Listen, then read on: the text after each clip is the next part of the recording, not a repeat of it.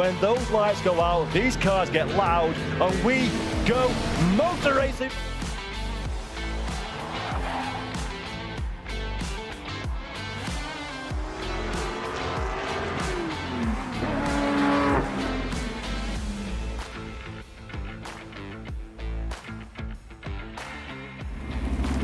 Coming through, big contact, this could open the door, and here comes Mark Fletcher. There's a spin with Samson.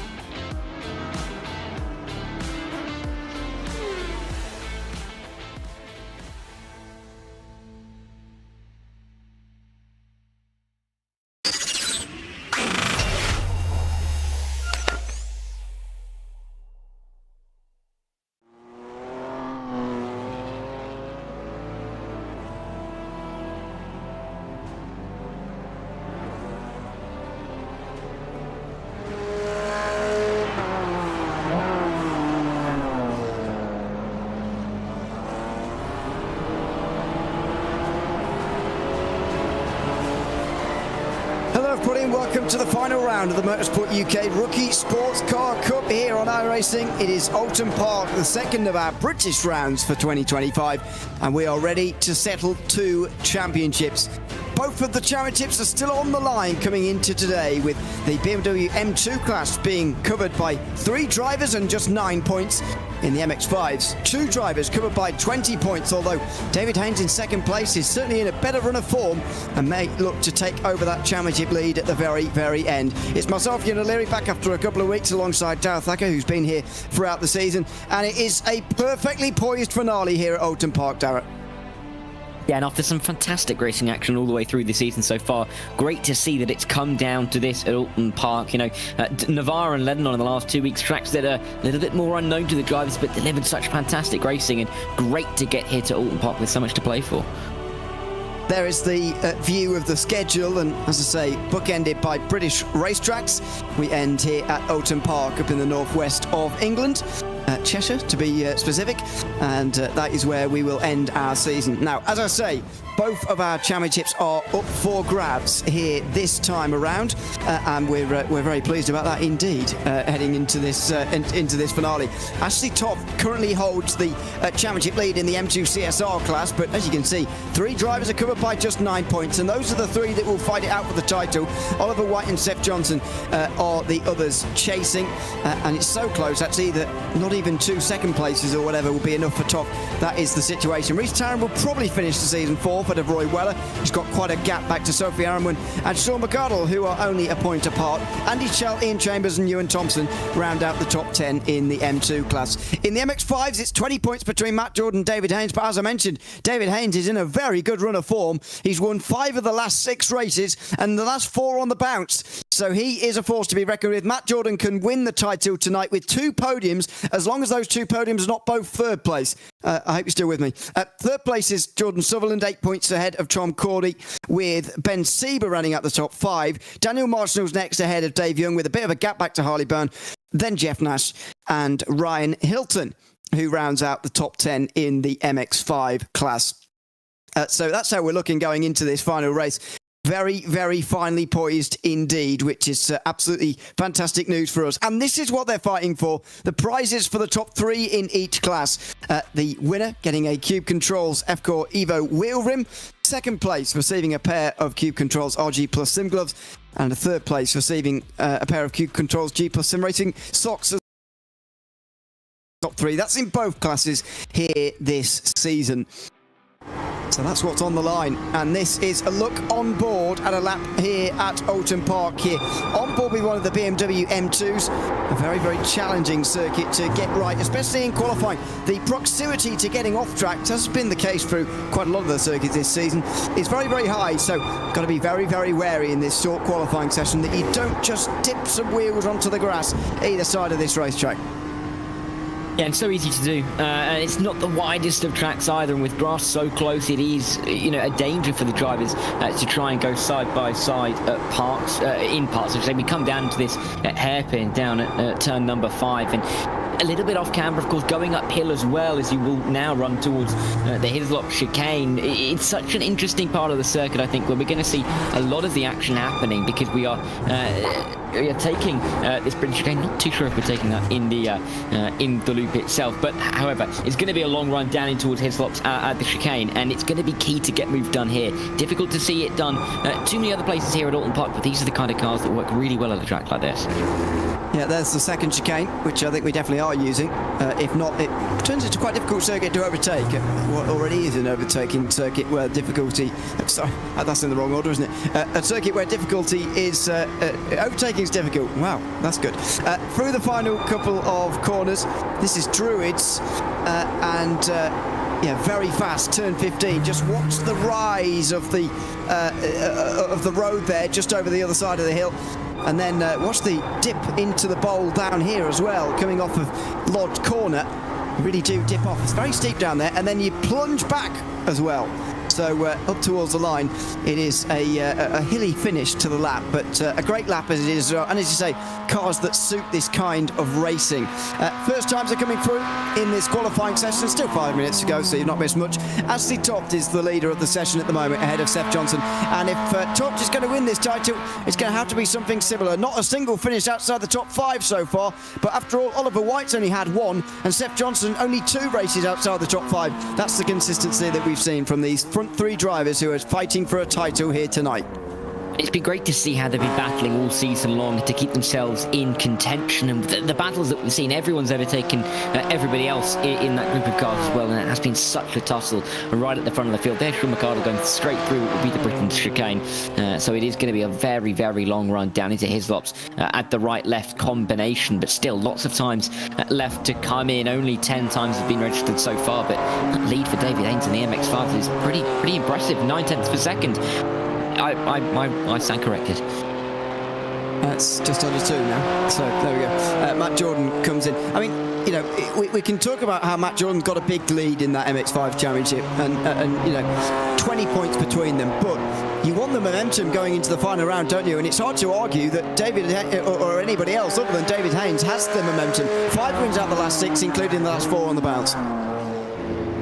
Yeah, it's been really impressive to watch, and actually he's won every single race that he's attended. You know, it's a really, really impressive record for David Haynes, and he is definitely one to keep an eye on. And with the drop rounds as well, it's really helping him, because it means that he drops no points, whereas others around him are having to drop some of the points that they've earned over the course of the season. So the fact that he hasn't been here for 1 round won't really matter in the end. He will be able to pick up as many points as he possibly can, and yeah, the record that he has is just sublime, and to keep himself and to be right in championship contention, to be one of the favourites, would have been a bit of a surprise if you said that 2 weeks ago right now, before we got into qualifying, to start his run of 4 consecutive wins. So really impressive for him. For Matt Jordan, it's just a case of trying to make sure that he tracks Haynes and doesn't let anybody else get in the way. I know why you're pleased he's got 0 points dropped, but anyway, we'll leave that by the side for the moment. Maths is going to be done on air today, as I'm sure you can understand. It's going to be a math-heavy day. Good evening to everybody watching along. Luca Monroe says that he loves this circuit. Wishes he was in the series.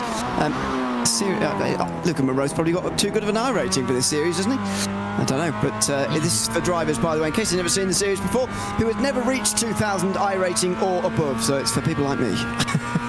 Really, and me, and you, and yeah, I'm sure some people watching this as well, but not Hugo Luis producing, that's for sure.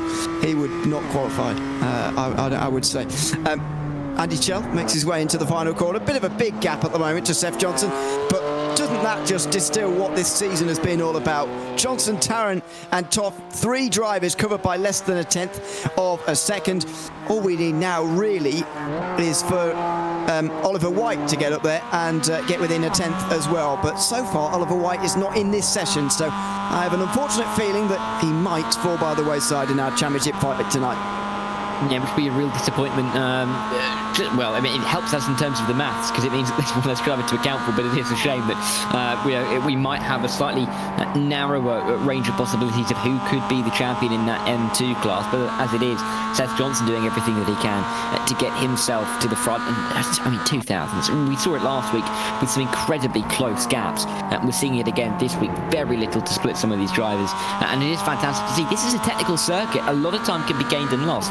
And to only have 2000s between the fastest two and the M2s really shows how competitive this series has been all season long. Ben Sieber doesn't look like he can improve on P7. No, will stay where he is. And it's down to Matt Jordan to try and find a little bit of time because he doesn't want to start too far behind David Haynes tonight. If we, as I say, if we assume Haynes is going to win both races, then Jordan needs to finish second in one and third in the other, and no worse. Second in both is fine. First in both, obviously fine. But if third in both times, if Haynes wins both times, then Jordan does not win the title. That's how close this is in the MX-5s, such as the drop-off in points. Look at that. Is that better than Tom Cordy's? It is, just about by 23 thousandths of a second. Not sure if Cordy has time to respond here, and it doesn't look like he does. David Young is going to try and respond, but Jordan's got himself on the front row exactly where he needs to be, and he needs to avoid having a day like he did at Lebanon last week, that's for sure.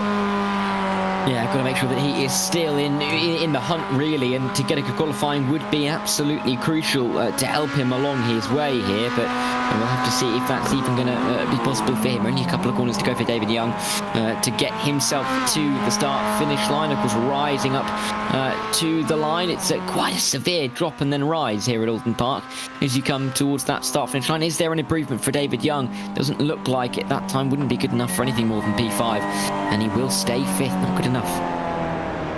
No, not for the moment. As qualifying comes to a close, the final one of the season, it's Seth Johnson who gets the final pole of the season ahead of Rhys Tarrant and then Ashley Toft. A good start for Johnson there in the championship stakes. A second back to Sean McArdle as the front three really stamp their authority on this field. Andy Chell and Ian Chambers are on row 3. Then Chris Humphries, who rounds out the 7 M2s in this field. We do have Ewan Thompson as well, though he didn't qualify. David Haynes has taken the pole in the MX-5s ahead of Matt Jordan. Tom Cordy and Jordan Sutherland are on row 2 ahead of David Young and Daniel Marshall sharing row 3. It will be 7th place for Ben Sieber ahead of Harley Byrne. Then Ashford Rennie and Jeff Nash rounding out the top 10. Ryan Hilton rounds out the 11 drivers in the field, although he didn't set a time. So there they are, through the trees, on the grid. Important start coming up for Seth Johnson, a race you would have to say probably has to win, although he only starts today, let's not forget, just 9 points behind Ashley Toft. Yeah, and I think just to get the points on the board earlier in the evening, and of course with race 1 set in the grid for race 2, critical really to get those early positions and get those points on the board earlier in the evening, because otherwise you might be leaving yourself with a bit too much to do. So I think this first race we're going to see quite a bit more aggression than we normally see, but even so it's still going to be a really exciting race. And drivers do have to keep in mind that this result will set the grid for race 2, so any big mistake it's going to affect you later into the evening. Now then, wait for the lights to come on. Ashley Toft not quite readied up yet onto the grid, and that will just delay us for a moment. David Young as well from 5th in the MX-5s, waiting to get, there's the gap on the grid you can see on the right hand side of your picture there in that 3rd place. Hopefully Toft gets on the grid in time. Would be disastrous for this championship if not. A 5th and a 3rd place, sorry, the worst round score. That would only get you 71 points in a maximum score of 90 in one of these rounds. So, worth bearing in mind, heading forward into the final round of the season. Waiting quite a while, but now finally we go. Top finally ready. The grid, the field now ready. And the final round of the Motorsport UK Rookie Sportscar Cup is set to get underway here from Oulton Park. The slightly uphill start for the leaders as the wheel spin takes shape, and Toft will get it alongside Rhys Tarrant immediately here. Down in towards turn number 1. It's outside for Toft. Oh, and right around the outside of maybe the first 2. Just goes off the circuit though. Down into the grass, and Toft's got to get back on the road safely. A bit of a bubble back onto the circuit, and Sean McArdle goes straight back through. And a barge from Ian Chambers. Ashley Toft off the road down here. The championship leader already into difficulty now, coming down the hill for the first time. Not what he needed at all. Got to be careful to defend from the likes of Humphries and Thompson. And we've even seen the front of the MX5 group get involved here. Tom Cordy overtaking Matt Jordan. Not what he needs at all, but those two pretty much side by side as they were going towards turn 4 and turn 5. Byrne and Sieber in the background as well, finding out. But the top 3 in the MX5s, 3 wide momentarily. Haynes just about holding on. Matt Jordan back into P2 where he needs to be. They take the lead. This is not a circuit where the M2s get off the line particularly well. In the twisty early part, they need a long straight to begin with, and they don't have one here. Here comes Tom Cordy. Is he going to make it pretty wide in towards that chicane? Surely not, because there's not really the space for that down here into that chicane. Top, meanwhile, gets passed by Andy Chell. Here comes Haynes. Late on the brakes, too late. He's off, and Jordan has to just cover it up in front of him there. Cordy trying to get down the inside now as well at Knickerbrook. Very close to contact, and Matt Jordan holds on. And here comes Daniel Marshall as he gets through into the top 3 now, just picking his way through the top 3, almost tripping over each other, with Haynes going off the road and trying to make the move. And Daniel Marshall says thank you, and he worked his way into the top 3. Jordan Sutherland not far away from this battle either. Incredible start at the front of the MX5, slightly calmer in the M2s because Johnson and Tarrant are away, but they really are fighting hard behind. The Nashitoff having to fight his way back through as they're side by side again for the lead in the MX5s. It's a bit of a draft track in the MX5s, isn't it? Turning into, a bit of contact there between the two championship leaders. We don't want to see this settled in the stewards' room. Hopefully they do keep it clean, but look at the field in the MX5s here. I think the whole thing basically covered by seconds at the moment as Daniel Marshall goes around the outside of the first corner. It was Marshall getting ahead of Cordy earlier on out of Knickerbrook, now in towards turn 1. He's looking to do the same on Matt Jordan, who's going to get clear into Cascades just about, and he can hit the apex down there finally, get into the slipstream of Haynes. What a lively start here in the MX5s, and even more so in the M2s as Ashley Topp gets off to a very less than ideal start. But he is just about going to get his move there. We go past Andy Chell. Andy Chell diving down the order though. Something's happened to him off the road. Was that Tom Cordy? It was indeed. The 17 miles off the road now into the wall. And there was a big bit of contact there. Not too sure who that was with, but down at turn 5, Tom Cordy's off, and that is a car looking a little bit worse for wear. Hasn't stopped this battle though. Cordy cannot turn left, so he will have to tow back to pit lane surely. Now then, side by side for the lead again, and Daniel Marshall the one watching on this time round. It's Matt Jordan on the outside this time. Haynes broke too late on the inside last time, and he gets it nailed this time. That's the advantage you've got as the leader. It's not an easy draft pass as you might expect it to be in the MX5s. It's much more complicated than that, and he didn't know which way to go there, Matt Jordan. He just about tried to skip to the outside of Haynes eventually, but too late. Now he's on the outside again.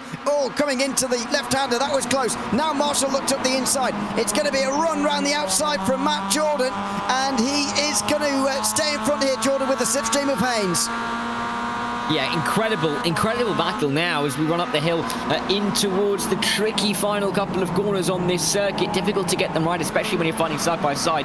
Sieber and Sutherland going side by side, both into the wall. That'll promote David Young to the top 4. Sutherland just about going to keep it out of the wall, actually. The 21 survived somewhat, and he may be able to catch the back of the pack if they continue fighting as Daniel Marshall to the inside of Jordan at turn number 1. Matt Jordan, he had a look for the lead on lap 1. He's being shoved wide for P2 and 3. He needs to keep tabs with David Haynes. He can't afford to let Daniel Marshall through right now.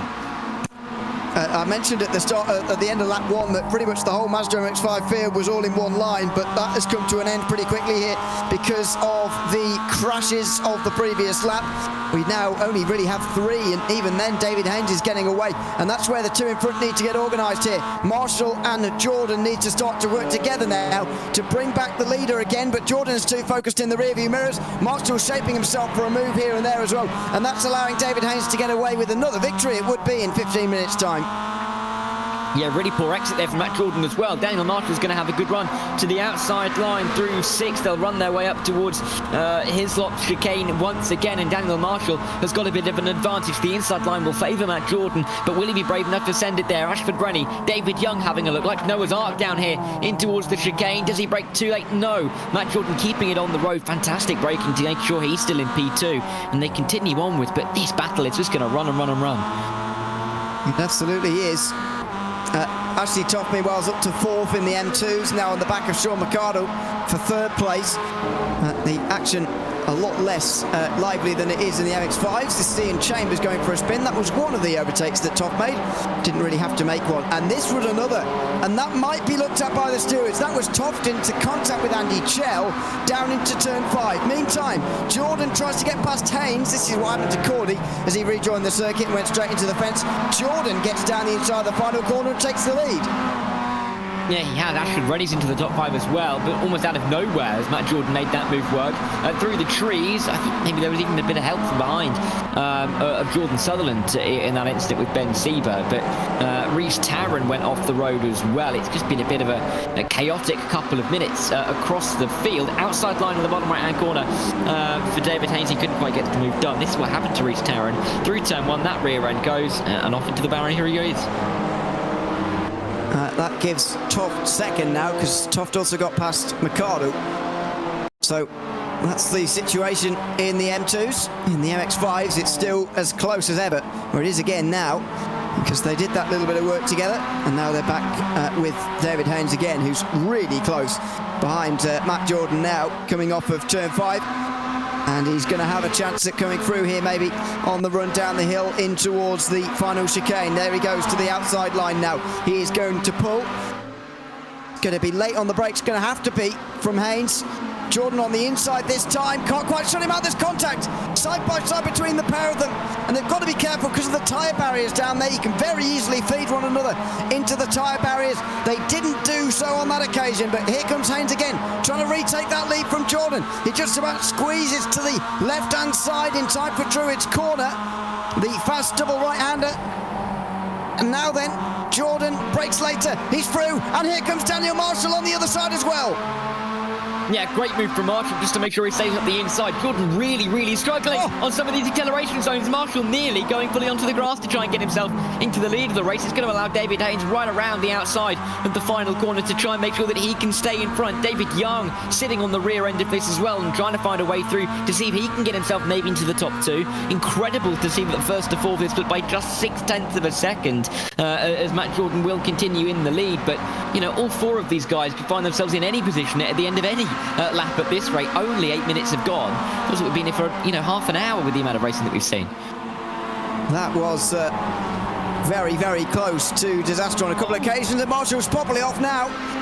Bobbles over the grass, and he just about gets back on, but David Young has to swerve to avoid, and that might be the end of Marshall in this group.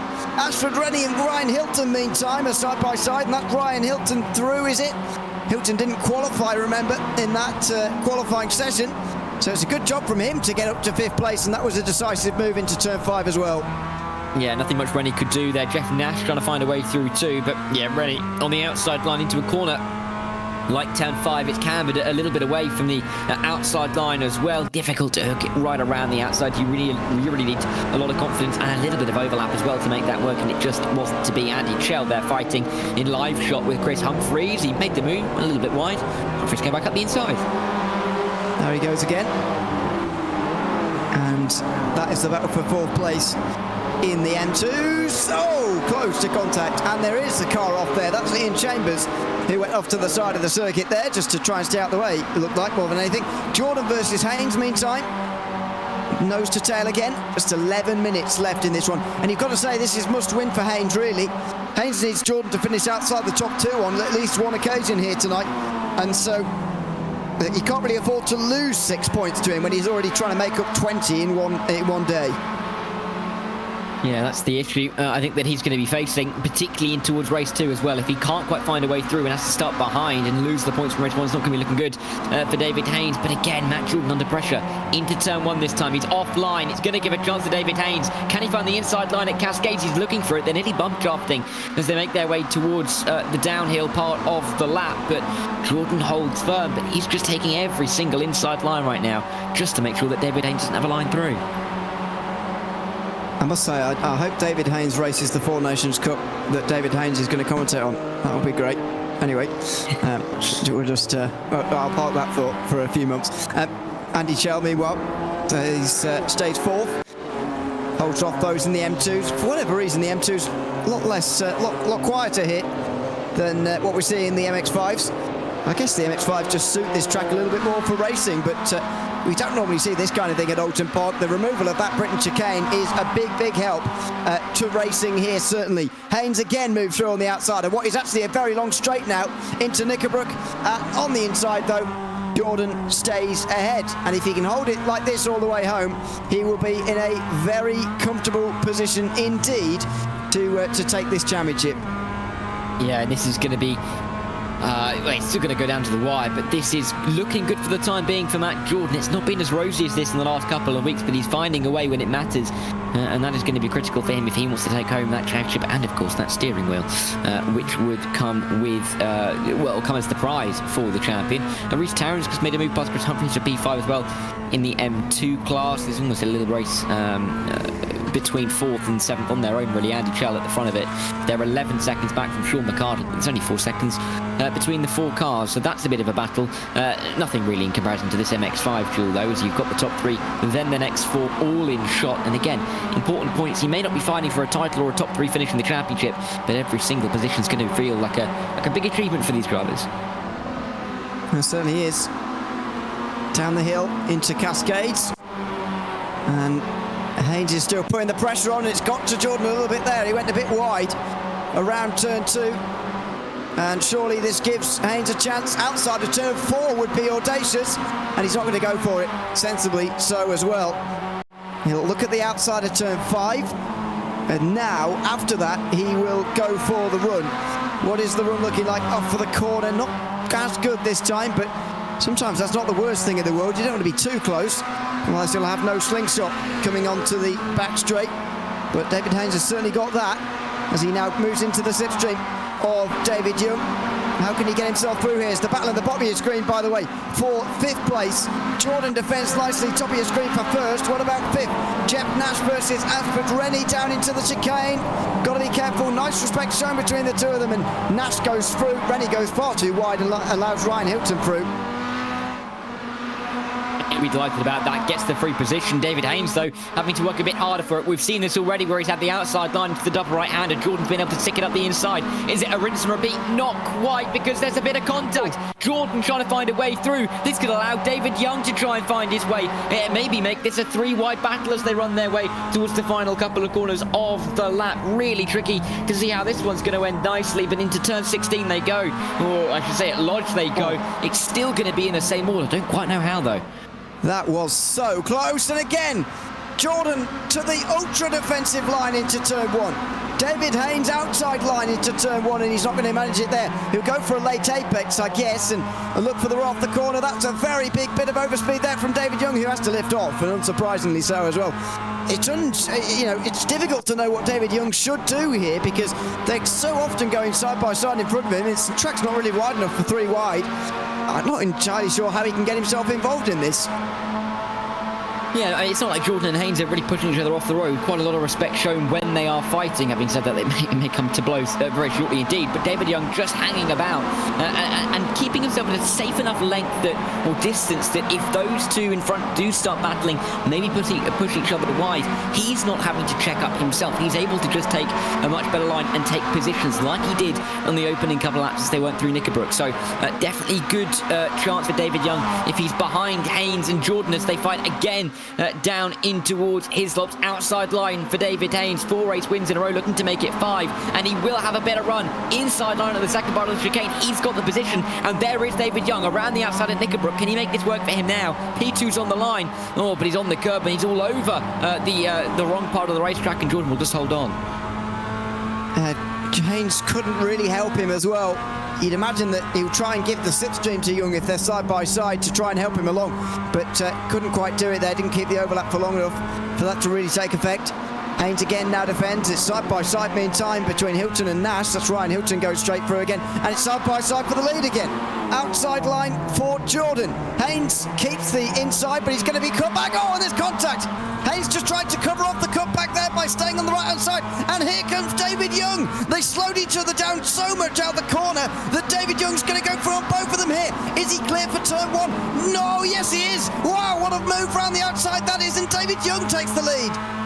And that'll do for Matt Jordan. He'd love to be past David Haynes, but taking points off of his rival would be good enough. Inside line maybe it cascades for David Haynes. Can't quite find a way through. And Matt Jordan may have a much better run as they're on towards turns 4 and 5. David Young, though, again, being opportunistic, being cautious, but making the move when it matters. And with less than 5 minutes to go, it's the first time he's been in the lead of this race. But he's picked his way through carefully. The question is, he's been able to attack. Can he defend that position? Difficult when you've had David Haynes with such great exits all race long, right on your tail. And watch out for Daniel Marshall, by the way, coming through as well. He is not that far behind, and if they fight really hard now in these final laps, as they're surely going to, it's going to get tricky for them to keep Daniel Marshall at bay. Here comes Haynes. Is he going to... so he pushes Young, does he? Now, this is interesting. He can't quite push him, though, quite enough. Side by side, Jordan's involved. He's got a little overlap there, but Young doesn't let him go down the inside. Now, that's an interesting tactic. Haynes wants to keep David Young there, but now, so that he can overtake him on the last lap and keep Jordan down in third. It would be incredibly smart if he pulls it off, but really difficult to achieve. Yeah, particularly with such close quarter racing, it could go very well. You know, get into the lead of the race and keep Matt Jordan in third. Could also go very wrong. Jordan could find a way through. David Haynes could be stranded in third, and all of a sudden Jordan's got that opportunity to maybe go for the lead in the final lap or two. So incredible and really big games to be playing in a championship finale, of course, with 1 20-minute race to go on conclusion of this. Better run though for Matt Jordan through the final corner. Actually, better run from Haynes on Young as well. This could be 3 wide towards turn 1. Here comes Matt Jordan. He's going to have the overlap, but he's going to get stuck behind David Young. How's this one going to pan out? Exactly, he's going to be boxed in by Haynes. He wants to keep him there, and that's going to be his play for the rest of this race. Although Haynes can't go slow enough to keep Jordan in front here, and he's going to have to go side by side, box him in again.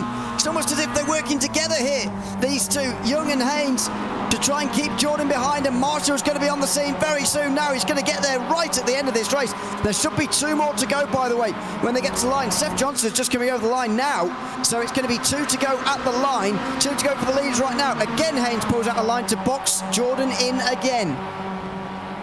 Yes, such a difficult game to play, especially with, you know, realistically so far out in this race. We're talking about 5 minutes worth of racing that he's planning to try and use this tactic to get him maybe a win and keep Matt Jordan down in P3 as they run back out towards what would be the Britain chicane over, of course, as we aren't using it. Oh, there's nearly contact as Jordan tries to find the inside line. Haynes covers that off. Again, nearly 3 wide, but 3 cars that you could throw a blanket over down in towards his slops.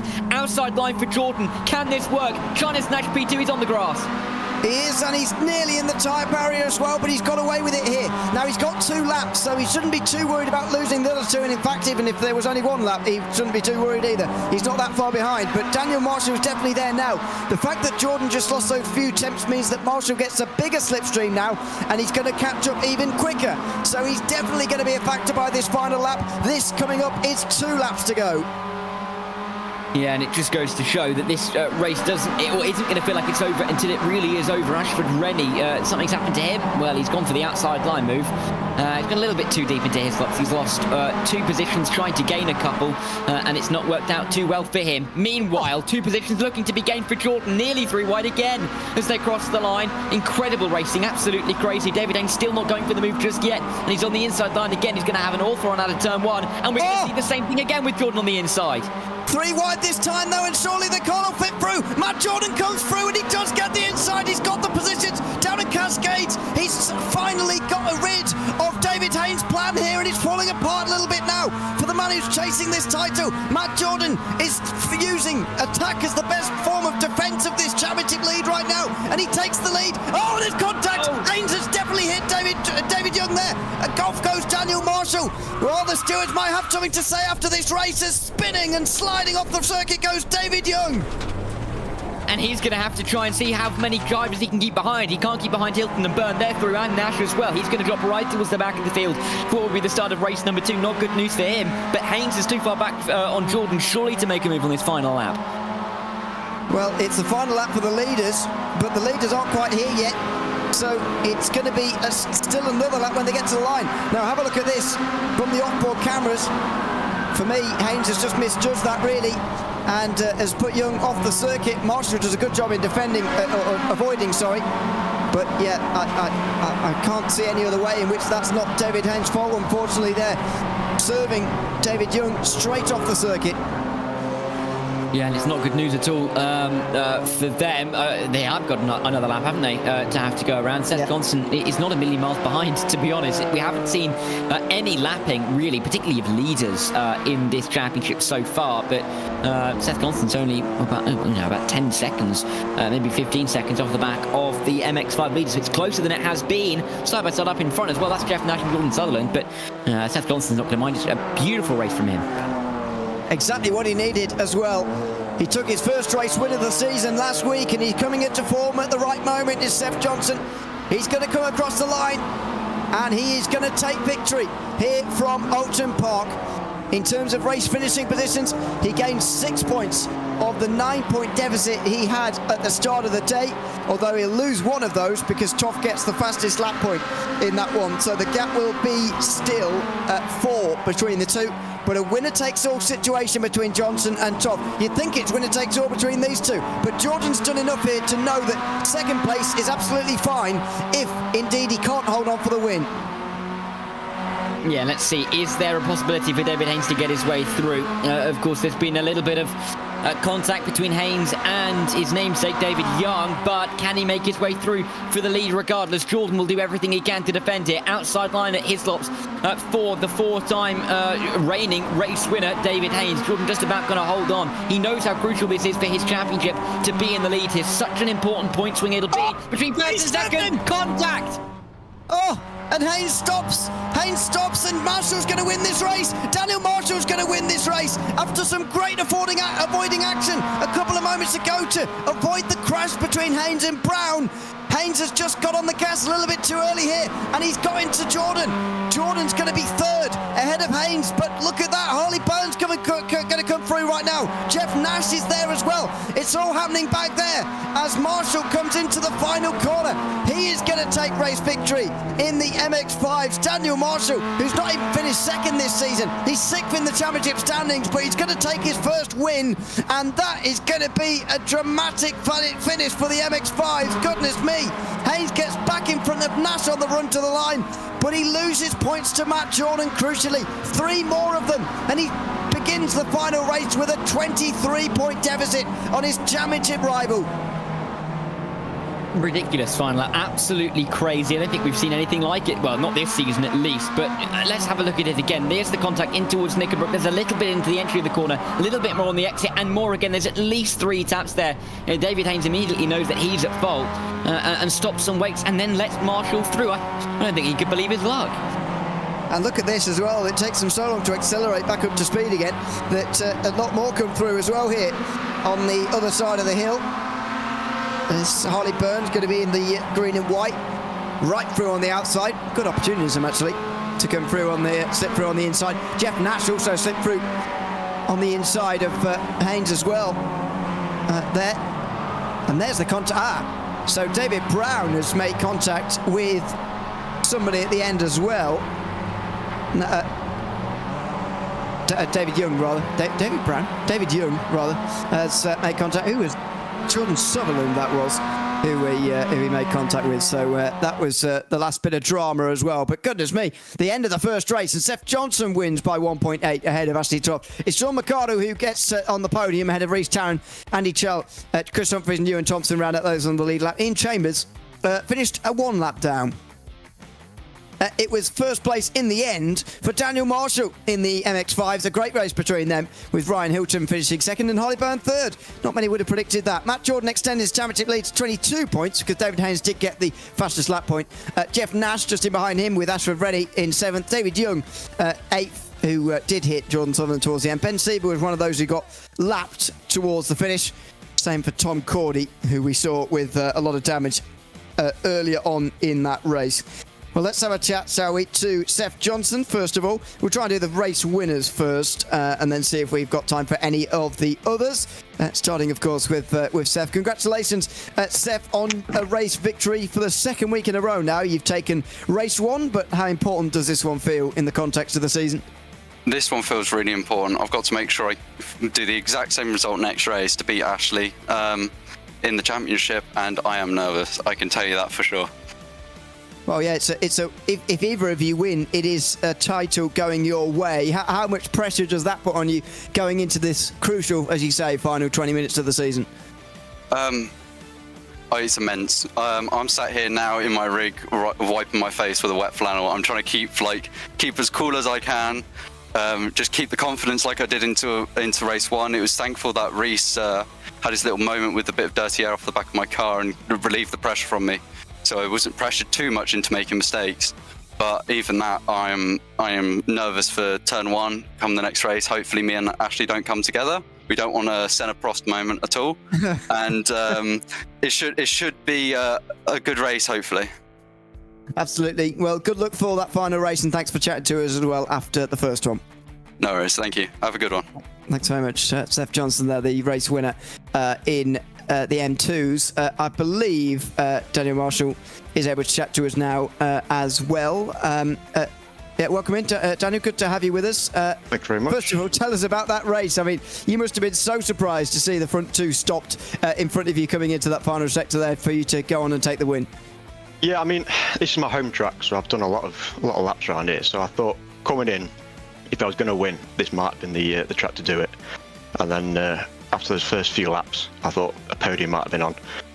I had that incident that dropped me back a bit, but yeah, once I caught up and David Young sort of had a bit of a spin, it was just about finishing the race really. And then, like I said, coming around Knickerbrook to see them two spun, I was quite happy to say the least. But yeah, it's devastating for the other two. Yeah, absolutely. I mean, tell us about that battle that you were watching in the distance for so long. You were lurking for a while, eventually involved in it in the final 3 laps. Tell us what it was like to race these cars around this circuit, because it was a lot of fun to watch. I mean, these are just made for this circuit. I've always had amazing battles around here, and yeah, I mean, everything I could cross was crossed that they keep battling and I could catch up. So I was definitely happy to be in the mix at the end. So yeah, like I said, just lots and lots of fun. I'm looking forward to the next race. Absolutely, we are as well. Congratulations, Daniel, on the first race win, and good luck for the second one. Thank you very much. Thanks so much. That was Daniel Marshall, the MX-5 winner. Let's chat to second place M2 driver Ashley Toft now after that first race. Ashley, well done on getting back to second place, but I'm sure not the race you would have wanted. Tell us about that start which dropped you down the field in the end. Yeah, that wasn't a very good start. I got away well, but Seth caught me by surprise. I think he was a little bit early on the brakes into turn one, so I thought, right, okay, let's see what the outside line looks like. And it looks rather green and dusty and not a nice place to be. So yeah, I fell back to about 5th, fought my way back through. Positives to take from it was, I guess, catching back up to Seth by the end of the race and getting the fastest lap. But all down to the wire now. Fastest lap doesn't really matter. It's he who finishes first for the championship. Exactly, it's a winner-takes-all situation. Do you think that is, a good thing in a sense? You can get rid of all the mathematics and everything, and it's if you both finish up towards the front, it's effectively a who beats the other sort of situation as well. Not even if you're first and second. Does that help you maybe going into this final race? Yeah, I think so. I mean, coming into tonight, I knew if I beat Seth once on track, that should be enough to then just be able to follow him home. So I followed him home once, so now I've just got to go out and beat him. Absolutely. Congratulations on getting back to second in that first race, and thanks very much for coming to have a chat with us. Good luck for the second race. Thank you very much. That's Ashley Toft, who finished in second in the M2s in that first race of the day. Sean Mercado finished in third place, and we can chat to Sean now as well. Sean, congratulations on a podium here in the first race at Oulton Park. Only your first podium of the season. How was that one for you? Yeah, thanks very much. Tough, sweaty. I'm just counting myself lucky, really. It was a bit incident-free, so the other guys definitely had a lot more pace around me, so yeah, it was tough to keep up. What do you think about this second race here? You've got 2 drivers in your class who are fighting for a championship, effectively a winner-takes-all situation, and there's a chance for the rest of you to maybe sweep up the pieces. How do you attack this final race of the season? Yeah, it's going to be a great finish to the series, I think. I'm just going to do my best to stay out the way of everyone and make sure I don't ruin it. But yeah, it'd definitely be a good one to watch. Absolutely. Well, Sean, congratulations on the podium, and thanks for chatting to us at the end as well. Good luck for race 2. Cheers, guys. So much. That's Sean Mercado, who was third, and we've got chance for one more, so we will have a chat to second place driver from the MX-5's Ryan Hilton, who can join us quickly before the second race. Ryan, congratulations on getting up to the podium in the end of that race in the MX-5 class, but what a race it was. Tell us about the battling and so on from your perspective. Yeah, thank you. It was a really hard fight. First podium of the season. I didn't manage to get a quali time in, so I was racing from the back. But was pretty confident I had speeds, just couldn't keep it on the track in quali, so just kind of kept my head down, watched everyone crash around me and pick up a few places. Yeah, it was fun to come around that second to last corner and see the 2 cars backwards on the track, and hope I didn't hit them, and yeah, got it through. So yeah. And how difficult is it going to be in this second race to do the same? Because surely it is going to be another big group battling away for the race win in this second race, just like the first. Yeah, I mean, I think we all stayed together as a pack for at least a lap or 2. We were really close. So I think it's anyone's game, you know. Just as soon as there's a mistake, the positions can change like mad. So yeah. Well, congratulations, Ryan, on the podium, as I say, and good luck for race 2. Thank you. Thanks so much, Ryan Hilton there, second place in the MX-5s. Apologies to Harley Byrne, who we're not going to be able to get to in time because the session is about to elapse. It's poised perfectly, Dara, this final race. I think the MX-5 battle for the win is going to be extraordinary, even if the title fight may well be nearly over now. 22 points feels like a very big margin to try and overturn. Now all that's needed is a top 6 finish from Matt Jordan, which you'd think he will be able to manage. However, the M2 Championship is very much alive, and it's going to be a good fight there as well. Yeah, this is really going to come down to the end of the season, as we always would hope it would. 20 minutes worth of racing after 9 rounds, over a month's worth of racing now for this Rookie Sports Car Cup. To have it come down to winner takes all really in the M2s, fantastic battles in the MX-5 as well. This is exactly how we wanted the championship to end. We didn't really want to see a driver or 2 run away and make it very much an exclusive championship conversation coming into this final round. But it's open, it's anyone's game really, and everything's on the line, not just the championship but also the prizes for second and third as well. Absolutely. Worth reminding you actually that there are prizes for the top 3 places in this series, as we went through at the start. And a big thanks to Cube Controls for that and their support in this Motorsport UK esports season in 2025. Good to be back for the Rookie Sports Car Cup again. It's coming to a great conclusion. Seth Johnson and Ashley Toft, the championship rivals, will be on the front row of this final race ahead of Sean Mercado and Rhys Tarrant. It will be Andy Chell and Chris Humphreys on row 3.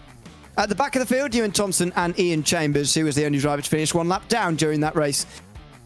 In the MX-5s, it will be Daniel Marshall and Ryan Hilton, Harley Byrne and then Matt Jordan on row 2, with David Haynes in 5th place ahead of Jeff Nash.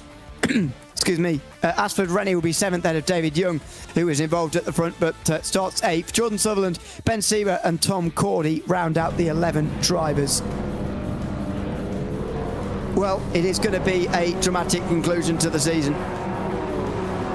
Seth Johnson, the final driver to get onto the grid for the final race of the Motorsport UK Rookie Sports Car Cup here from Oulton Park. Oh, and there's somebody creeping there in the background, Thompson creeping, and that is going to throw havoc into the MX-5 field here. Marshall immediately through the middle, 3 wide of some of the BMWs here, and it's going to be a very slow start for those at the back, so they've all got to be wary in the MX-5 field, and Matt Jordan breaks early just so that he doesn't get involved in anything crazy. He needs a top 6, and he should be able to achieve that here. Haynes needs to win, really, if he wants to get this title. And off the wall, very close to off the road for Ryan Hilton, who got really loose there, nearly into Haynes. And Jordan just in behind as well. Clean start though from the leaders. And Ashley Toft has taken the lead of the overall race here. Seth Johnson needing to get past to win the title in the BMW M2s. Yeah, they swapped down at turn 1. There was a chance for Johnson to come back down into Cascades. Wasn't quite able to get the job done. We'll have to see it in P2. But it is now head-to-head between the 8 and the 95 at the front of the field. Matt Jordan doing well enough to be inside the top 4. David Haynes, fantastic stuff for him to already be back inside the top 2. But again, the usual chaos and carnage, I think, is about to ensue in the MX-5 class. But at the front of the field, Johnson inside line at Islop's not going to work this time by. Chell and Tarrant as well. That's Andy Chell up to 4th place. ahead of Reece Tarrant. Side by side for the lead in the MX-5. Meantime, Haynes just keeps it in front of Jordan and Hilton, who were side by side. That's Byrne trying to go through as well in the 5th place, but can't. And then Jeff Nash next involved. Tom Cordy's made a good start. He's up 4 into 7th, and off down at this. That's Young again, David Young, who had a good first race, at least for 18 minutes he did, and now this is a bad start to race 2. Yeah, not what he needed whatsoever at the start of the second part of the evening. Oh, hello. That's not quite the racing line. Oh, we're off the road. It's not looking good for the 129 at all. It's looking pretty good, though, for David Haynes, already looking for the lead of the race. Outside line at the final corner. Marshall back up the inside. Maybe a little bit of contact, but Haynes not quite able to get this one done. Jordan already back onto this as well. Absolute chaos at the start of the MX-5 class. They were dropping down a little bit off the start, and they were starting off the front row with Haynes and Jordan, but they're there immediately once again, and these three are back on it once more. Not sure what that's all about. Sutherland getting a black flag. Ewan Thompson definitely had to come in, though, unsurprisingly, there for him.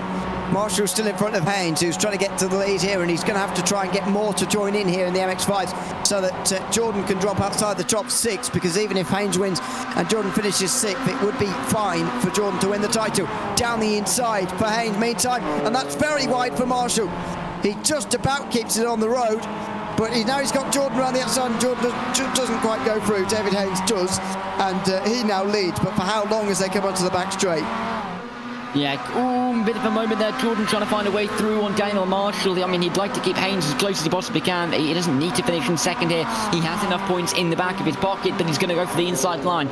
Down into his lots. Marshall controlling the outside line. Is he going to be able to hold on? Jordan will break a little bit later. There's still a run, though, for the 66. There's contact. Off the road goes Matt Jordan, but he'll find an inside line in Knickerbrook somehow. Incredible. They're letting David Haynes get away, but if Jordan can get to P2, it won't matter how big that gap is. Haynes might not let himself get away. I think he'll want to slow down Jordan within the bounds of the rules to get the others to overtake him here. So he wants a bigger group than this, and that is Ian Chambers coming through in an M2 just to throw things up in the air. As you mentioned, we haven't had much traffic this season, but if you lose the overall positions, you do have to make them up on the circuit as well. And that's exactly what Chambers is having to do here. Inside line for Marshall, and he stays in front of Matt Jordan, 3rd place, or in 2nd rather, Marshall. And that just allows Cordy to get closer. But at the moment, as far as Haynes is concerned, not enough drivers are close enough to Jordan to take his position away. No, not quite. Let's see what happens to David Young as well. The 129 into Knickerbrook. There's the slightest bit of contact, and that's why he is off the road and right the way down the order. Jeff Nash cutting across a little bit as well, down into the final corner, finds himself into the gravel. You can see on the inset there that Ben Sieber and Harley Byrne were fighting. Sieber into the top 5. Here comes Matt Jordan to the inside of the line as well to try and snatch P2 away from Marshall once again, but he's not going to be able to do it just yet. The outside line at turn 5 is his next chance. Oh! Contact, and Matt Jordan's off into the fence down at turn 5. That's absolutely terrible news for Matt Jordan. He's off and he's out of championship winning position.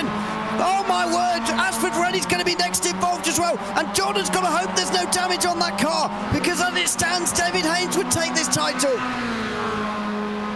Incredible, really. I mean, it was a late-breaking manoeuvre to the outside line. I'm surprised that he was so aggressive. I don't know how early Daniel Marshall broke there, but it means that Jordan has to defend from Rennie, has to close a couple of seconds to Hilton, and must find a position or two to make sure that he is in a championship-winning position. This championship turning on its head. He needs to get through. Seth Johnson needs to get through to try and offset Ashley Toft at the front of the field. Oh, they go into the corner. I think that'll be argued after the race, but Jordan will feel heavily annoyed, I'm sure, that he is off the road, but he looking for the move. There was the contact into the corner, and he came off far worse. Wow, that is Matt Jordan off the road down at turn 5. See it again here. Feels to me like they kind of meet there actually, don't they, really? That's a hard one to call. The stewards are going to have some very big decisions to make after this season is done, that's for sure. Reece Tarrant is thankful there's nobody else coming. He'll say he watched and made sure there wasn't. That's how he went for a spin, dear me. That was just getting a bit closer to Sean McArdle as he tried to avoid him. He went for a spin. Yeah, not needed or not really wanted for McCarthy. Well, McCarthy to have a spin, but lucky, or should I say, for him to still be inside the top 3. Marshall having to defend now from Tom Cordy, who's had a really up and down season as Tom Cordy. He's looked very, very fast in flashes, but the results haven't really matched that over the course of the season. Looking for a possible P2 at least here, if he can find his way through on race 1 winner Daniel Marshall, but it's not going to work out at turn 5. At least this time by the 66ers, contact 3 through there. Side by side again for Cordy and Marshall. It's a great run from Tom Cordy, but you can see it's not coming without its cost, at least to that front bumper it hasn't. It's a right mess, that front end. Oh, and he brakes late. Wow, he's pulled it up in time as well. Fair play. Goodness me. I thought he was taking the alternative layout. He was going so fast there, but he pulled it up in time. And Marshall is it's demoted. Although 2 podiums in an afternoon will be pretty pleasing for him, and he might well try and get that second place back, actually. Looks to the left, looks to the right initially, now on the left, and he is going to come right through on the outside, is he? Daniel Marshall, that's a bit wide, but he'll be okay. And they still stay side by side. Further behind, by the way, Ryan Hilton is defending from Matt Jordan. That's for championship winning position here. Matt Jordan needs 1 more place, and that is the position in front of him right now. 6th place just in front. Yeah, looking to try and see if he can get himself back into contention. Not really anything that David Haynes can do here. He has to just, wait and see what's happening behind him, even if he can see Jordan inside of Ryan Hilton down in towards turn 1. This should be the move for him to get into the top 6. I can't see Hilton finding one this hard. And there we go. Inside line's going to work for the number 86. He's wide. He's off the road. He's got to be careful not to lose that again to Ryan Hilton. And here comes the 42 once again. Jordan making this far more difficult for himself than it needs to be. And it gets harder again. 12 minutes to go for Hilton to hold on. 12 minutes for Jordan, more importantly, to get that 6th place to win the title. Now, there would be a tie if Haynes gets fastest lap and first, and Jordan finishes 6th. And that would go the way of Haynes, that tie. However, Haynes hasn't got the best lap at the moment, so let's just bear that in mind. But that is something else worth noting here. He might need 5th here, Jordan, as it's side by side between Marshall and Sieber now. Tom Cordy's got rid of Daniel Marshall, and Ben Sieber's going to try and do the same here. Into the chicane, and he's got it. Ben Sieber up into the podium places. Marshall starting to lose those positions now. Yeah, it's not looking good for Daniel Marshall. He had the high of race 1, but it doesn't look like it's going to be replicated once again. Ben Sieber, of course, had his issues in the opening race of the evening, getting himself back into podium contention, and Harley Byrne wouldn't mind putting himself into the top 3 either, but it's such a difficult battle to have. Not even halfway through this race, you've got to have quite a bit of patience to try and make these moves work, and Marshall trying to go back at Ben Sieber.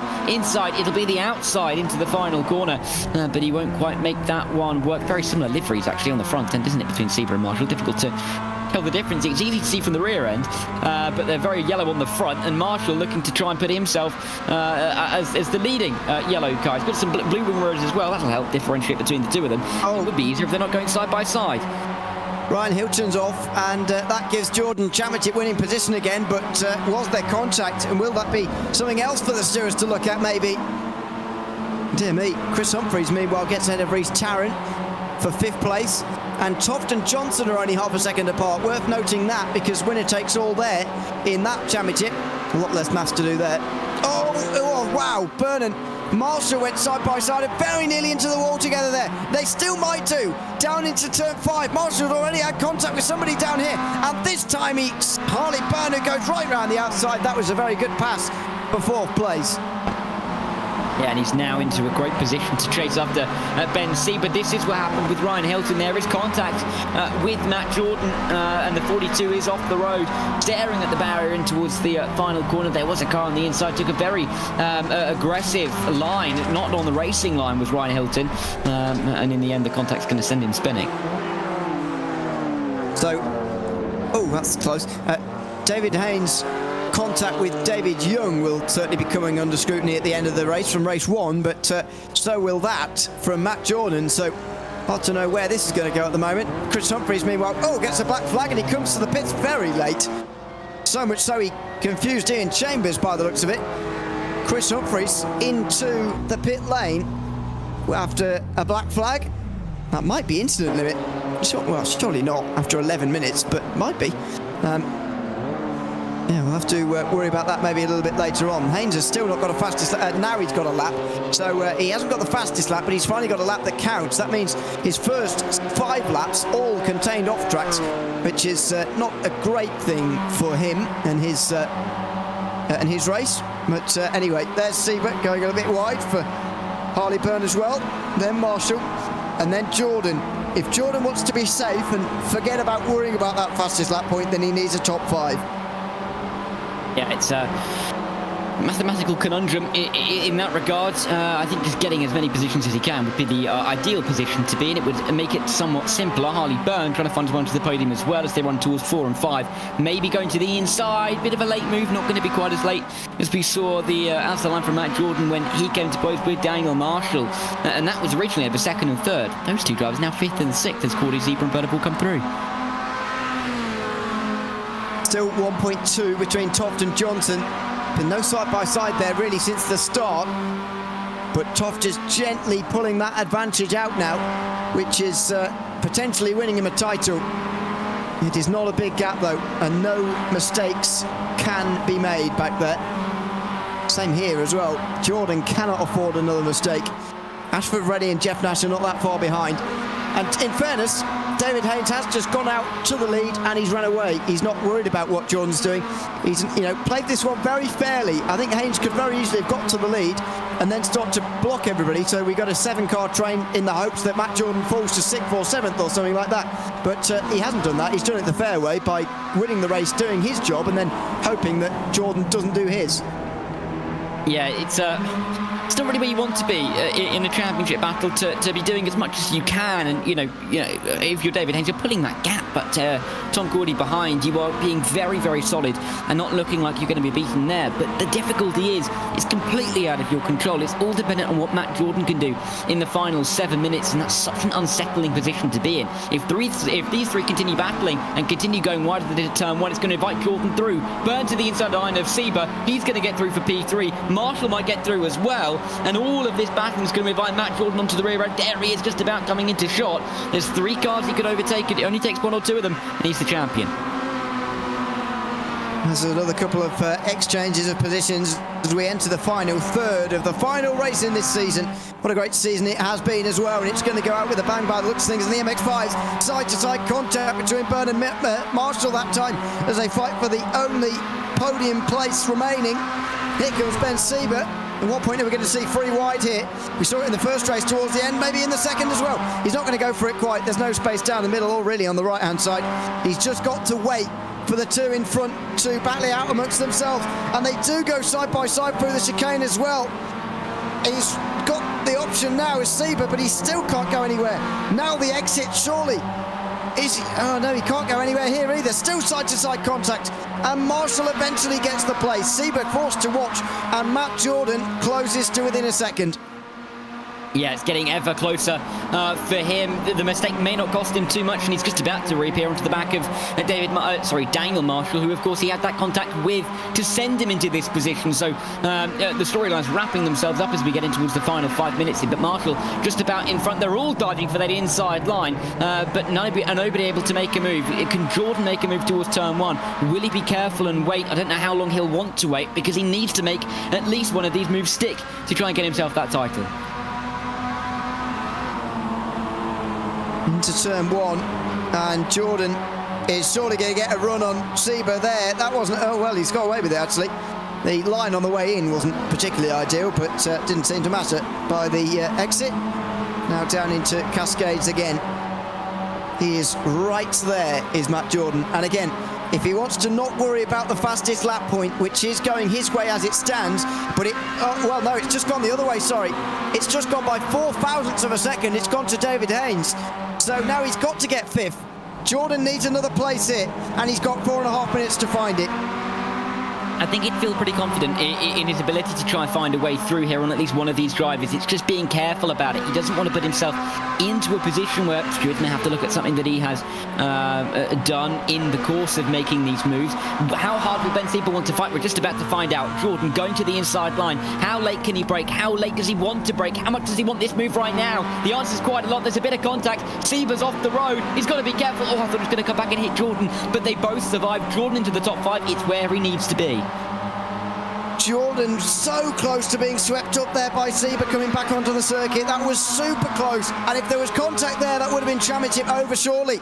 He is now back in championship winning position again, back in the top 5. Before they were tied on points and he was losing on countback. Now it's in his favour by just 3 points. Can he double his advantage here by overtaking Byrne and Marshall and really putting this one beyond any doubt?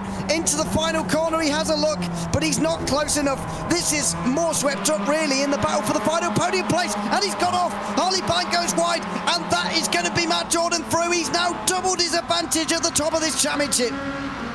Yeah, and just to get one more position, Daniel Marshall dispatch would be fantastic for him and give him such a comfort gap and enable him to maybe drive a little bit more cautiously into the final couple of laps. He's going to be red hot right now, though. You wouldn't really want to be in his position having to make these moves for the championship. He was, cruising, really. He was inside the top 3. We said he didn't have to make a move past Daniel Marshall. He'll feel now that he has to make this move far more than he did earlier, though, because it'll give him that comfort gap. Inside line there, down in towards turn 4. Can Matt Jordan get to P3? He does momentarily. He's been on the outside in this race once before on the 66. Is it going to work out this time? Last time they were here, they made contact, and Jordan goes very wide again, very nearly off the circuit there, and that would have been it. If he'd gone wide there, that would have been the end of it, but no, he keeps it on the road this time, gets back in the slipstream of Marshall. He has to just sweep out for a moment to try and get a better slingshot now. He searches for the inside instead, and he's going to have his nose in front in time for the final chicane. 2 laps to go when they get to the line here. A battle behind as well, and he's going to be through. Matt Jordan gets 3rd place, rather. Oh, and there's contact behind. Sieber and Harley Bank go off the road together, and that's going to put the advantage to Jordan even more in his favour. He's got more than a couple of seconds now, back to the gap that he needs. Way more than a couple of seconds, and Matt Jordan can start to feel comfortable now that this championship is his.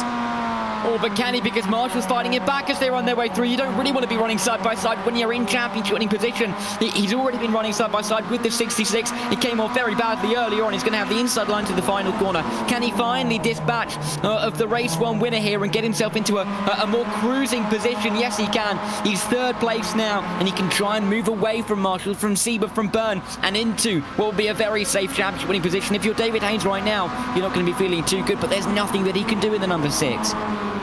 No, there isn't. It's 10 points as well in the favour of Matt Jordan, so even despite Stewart's stuff after the race, I don't think Jordan's going to lose it from there. I don't think he's going to lose 10 points.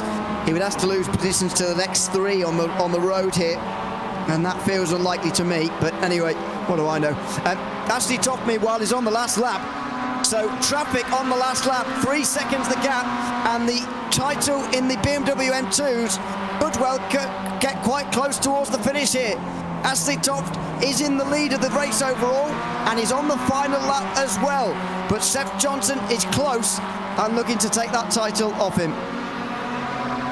Yeah, it is now looking like it's going to be pretty safe for both drivers who are in live championship winning position, with Ashley Toft having that gap to Seth Johnson and Matt Jordan being a few seconds ahead of his need, or at the position that he needs to be winning the championship. For Ashley Toft, we haven't really talked much about this M2 battle, but he got that lead at turn 1, he defended it at turn 2, and ever since we haven't really seen Seth Johnson lay much of a glove on him, and it's just been Ashley Toft able to pull away, and it looks like he's just about going to be able to hang off this championship, which he has led for so long this season. And Seth Johnson just went wide into that final chicane as well, just to underline it as well for Ashley Toft. Especially in these last few moments, it just has started to go his way. And as you say, that battle on lap 1 was really what settled this in the end. It's been pretty difficult to overtake in the M2s, a stark contrast to the MX-5 racing in the end. But in this winner-takes-all finale, Ashley Toft is going to take the title through the final corner. One more MX-5 to lap. One of the very few they've had to this season. And up towards the start-finish line for Ashley Toft. It is going to be a Motorsport UK Rookie Sportscar Cup Championship for Ashley Toft in the BMW M2 class. Just 3.5 seconds at the end back to Seth Johnson, and barely a few points in it as well. Toft is the champion by just a few points in the end, and it was all settled on the first lap of that race. Yeah, he was able to get that lead and never really looked back. Seth Johnson, he got that win, and he said how important it was going to be for him to try and keep himself inside, in the lead, really, down at turn 1 and defend from Ashley Toft. He wasn't quite able to do that, and Ashley Toft took full advantage of the lead, pulled away, and really showed why he is now the champion of the M2 class here for the Rookie Sports Car Cup. David Haynes, he's fought valiantly. It's going to be yet another win for him, his 6th of the season, and his 6th in 7 races that he's participated in.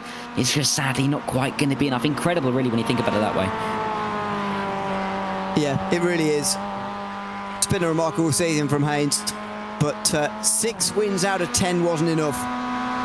He comes into the final corner now, and he will look back. Jordan can still lose it. It was something miraculous at the very end, but for now it's going to be just a race win for David Haynes. It'll be race 1 tonight where he will look at this as his undoing, but he's won 6 of the last 8 races in this championship, and all but 1 of the ones he started. But behind him, Matt Jordan is going to do enough. Despite a crash down at turn 5 in race 2, he's fought his way back onto the podium, back into the position he needs. And Matt Jordan is going to win the MX-5 title in the Rookie Sports Car Cup. A great recovery, and by just 10 points provisionally, Jordan is the title winner rather. Yeah, incredible season that it all came down to that final race, and even to the final minutes as well. It was up in the air for both championships, and incredible that we've had such a fantastic season. These cars have worked so well around the circuits that we have been to, and it's been an absolute delight to see this championship develop, and I think we're going to have some very happy drivers at the end of this one, Ewan. Certainly are. That's some less happy ones, of course, as well, but that's for in a moment. Ashley Toft has won the race and indeed the title here at Oulton Park ahead of Seth Johnson and Sean McArdle on the podium. Andy Charles just misses out actually in a battle there. Rhys Tarrant and Ian Chambers, the last ones on the lead lap ahead of Chris Humphries, and Ewan Thompson, who retired or at least dropped about half of the laps. David Haynes wins the final race of the MX-5s to take 6 wins on the season ahead of Tom Cordy. Matt Jordan fights back to 3rd in the end to win the title, though, in the MX-5s. Daniel Marshall and Ben Sieber round out the top 5 with Harley Byrne just avoiding being lapped at the end there, by the way. Ashford Reddy, Jeff Nash, Ryan Hilton and David Young did not avoid being lapped in the end. Neither did Jordan Sutherland, who got a black flag, rather oddly, towards the beginning of that race. Let's have a chat to our title winner in the BMW M2s. It's Ashley Toft who takes race 2. Congratulations, Ashley, on the title. It was a winner-takes-all situation, and it was settled on lap 1. Tell us about that race start. Yeah, it was settled on lap 1, just about. Maybe race 1. Like I say, Seth broke very early into turn 1, and I banked on him doing the same. And being alongside, I was that car length closer than before, so I gave him a very easy pass at Lebanon last week into turn 1 because I didn't realise how much he'd crept along in the championship, and I thought my best chance would be for him to take points off Oliver for me, and fortunately he didn't because, like I say, he crept up close. But we had a little message before the race, and we said let's keep it clean as we have done, let's keep it hard fought like we have done, and hopefully he enjoyed it as much as I did, as much as it's disheartening not to get over the line, of course, but we've had good fun and hope to take a friendship from this as well. Yeah, absolutely as well. What's your big reflections on this season, other than the fact, of course, that you've won the championship at the end? How are you going to look back on this one and look back at this experience in the BMW M2 this season? Well, I'd like to think it's a good start to my iRacing journey. I've probably been on iRacing about 6 months now coming up, so not a bad way to start with a championship win, and looking forward to just more events really. We've already spoke about the Silverstone 24 hour that Motorsport UK run towards the end of the year, and maybe you'll see Seth and I in the same car for that one. It'll be very good to see. Well, if not before then we'll see then. Congratulations on the title, Ashley, and thanks for chatting to us at the end as well. Thank you so much, guys. Thanks everyone for putting it on. Thanks very much.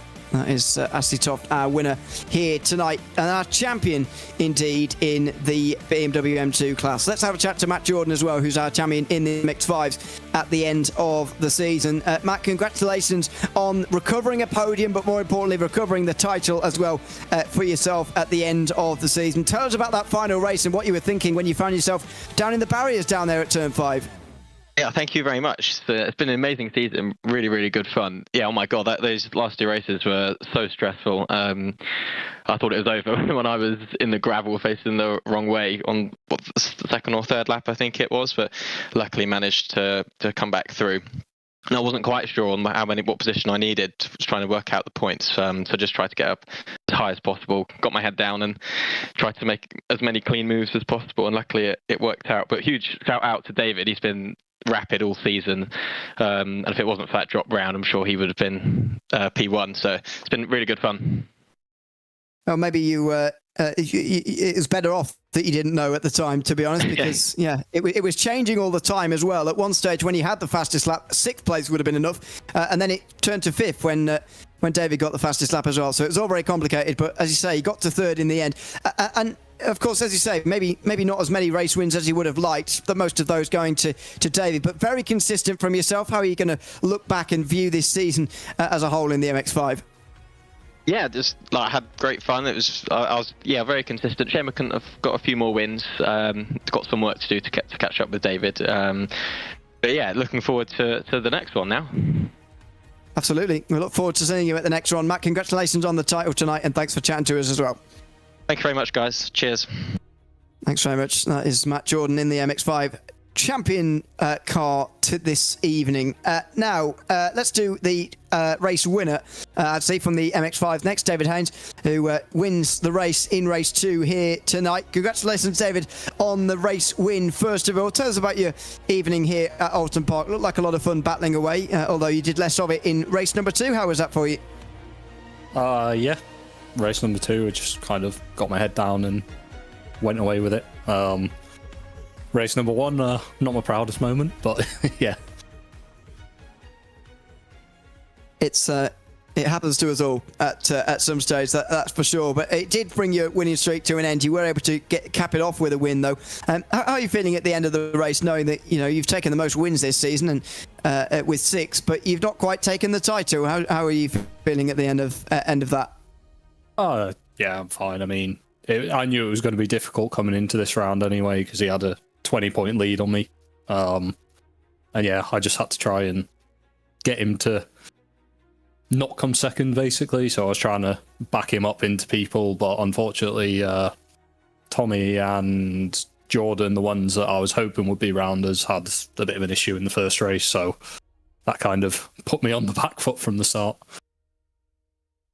Well, absolutely. Congratulations, nevertheless, on taking a 6th win of the season, David. Thanks for coming to have a chat with us at the end, and congratulations, nevertheless, on finishing 2nd place in the MX-5 class this season. Thank you. Thanks very much. David Haynes, 2nd place in the MX-5s this season. Seth Johnson finished in 2nd place in the M2s, and indeed 2nd place in race 2. Seth, welcome in, and congratulations on a 1st place finish race 1, 2nd place finish in race number 2. It must be a bittersweet feeling for you, though, because you have lost out on the title by just a few points in the end. Tell us how you're feeling at the end of that race. Yeah, it is an extreme bittersweet into that. Yeah, there's definitely been mistakes made this season, and ultimately I've paid the price for it. So it is a bit of a bittersweet, despite it being one of my best results of the season. And yeah. Exactly. It's your tied best round of the season. These last 2 rounds have been your best, which certainly shows a bit of improvement, and that must be very encouraging for you to take away from this season. Yeah, it is something to take away. I'm quite happy. First proper championship like this, and amazing to come away for was 2nd in the end overall in the championship, with starting off with that first race at Stet. Where it was an absolute shocker, coming 6th and 9th, and didn't really see a recovery from that. But finishing 2nd in the end, yeah, I'll feel better in about 30 minutes and feel a bit more proud of myself. But in the current state, it is a bit bitter. Absolutely. Well, nevertheless, congratulations on getting to second in the championship this season. Again, having your best round in terms of points haul anyway here tonight. Thanks for coming to chat to us at the end, and I'm sure we'll see you again soon. Will do. Thank you. Thanks very much, Seth Johnson. Second place in the M2s this season. In the race, third place went to Sean Mercado for another podium here tonight. Sean, welcome in for a second time tonight. A second podium for you as well here tonight. How are you feeling at the end of tonight? The end of a season where you've taken a double podium haul. Yeah, I mean, after race one, if I wasn't sweaty, I definitely am now. It was tough. I think I had Andy breathing down my neck for about half the race. And then he just closed the gap, so it made it really, really tough for me, but held on to it. I mean, yeah, it's been brilliant. And I think it means you'll end the season in the top 5 in the championship in the M2s as well. So a good reward for the final round of the season. Sean, congratulations on that double podium, and thanks for coming to chat to us after both races tonight. No, thanks, guys. Thanks very much. Thanks very much. That is Sean Mercado in third in the M2s. In fourth place, just missing out on a podium in the M2s here in race 2, is Andy Chell, who also now joins us. Andy, congratulations on fourth place, only just missing out on a podium. Tell us a little bit about that battle towards the end with Sean for that final spot on the podium.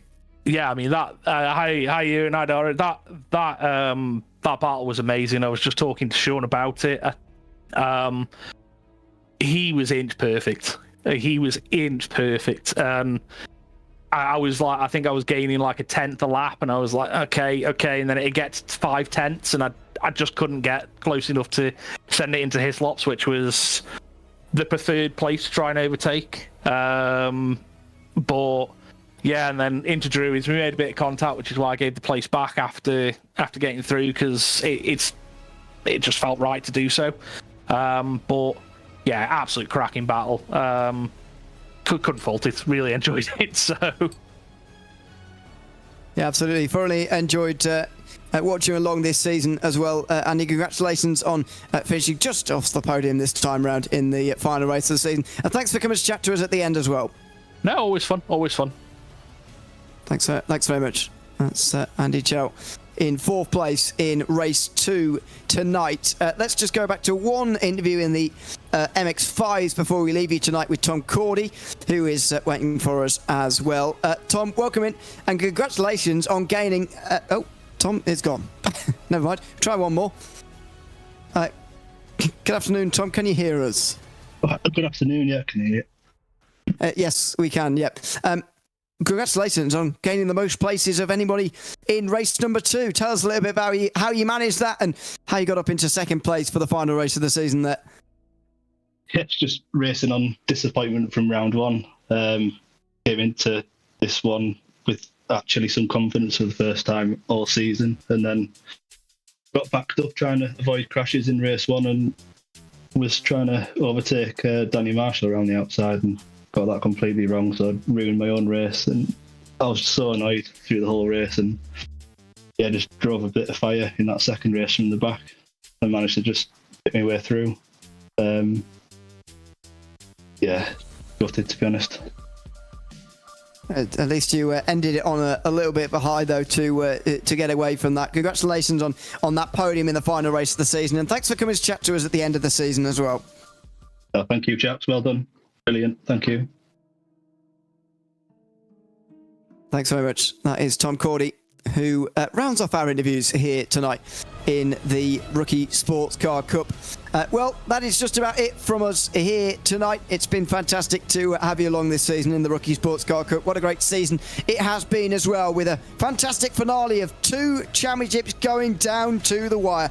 The M2 Championship settled with this, the first corner down in towards turn number 1 and the final race of the season. The MX5s took the whole 20 minutes, but eventually got themselves sorted out down the other side of the hill and through into Cascades. Asitov was able to take the win in the M2s, provisionally, of course, with Matt Jordan taking the title in the Mazda MX5s at the end of 2025. Big thanks to everyone who's been tuned in over the course of tonight and indeed throughout the season as well. Make sure you join us again tomorrow, because the Prototype Challenge comes back again for its penultimate round from Imola. It will be live around the same time for that broadcast. I've been Neil alongside Darth Thacker and Hugo Louise behind the cameras. Until we see you again very soon for another Motorsport UK esports broadcast, it's goodbye for now.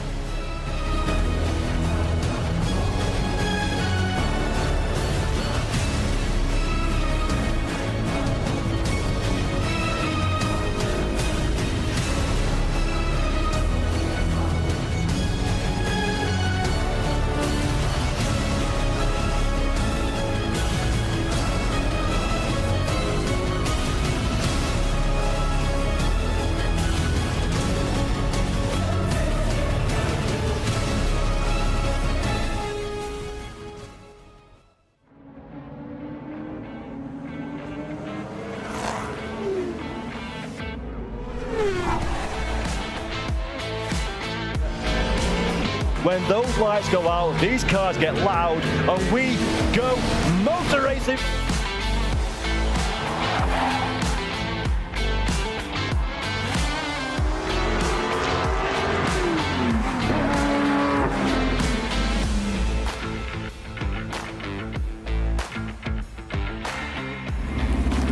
Coming through, big contact, this could open the door, and here comes Mark Fletcher. There's a spin with Samson.